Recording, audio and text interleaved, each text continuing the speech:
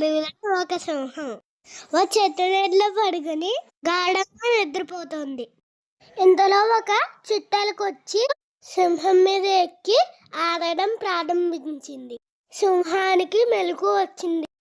చిట్టెలుకని చూసి కోపంతో దాన్ని గట్టిగా పట్టుకుంది. నీకెంత ధైర్యం, నా మీదే ఆటలాడతావా అని అరిచింది. భయపడ్డ చిట్టెలుక, అయ్యో సింహం రాజా, నేను ఆడుకుంటూ మిమ్మల్ని గమనించలేదు, దయచేసి వదిలిపెట్టండి, మీకెప్పుడైనా అవసరమైతే సహాయం చేస్తాను అంది.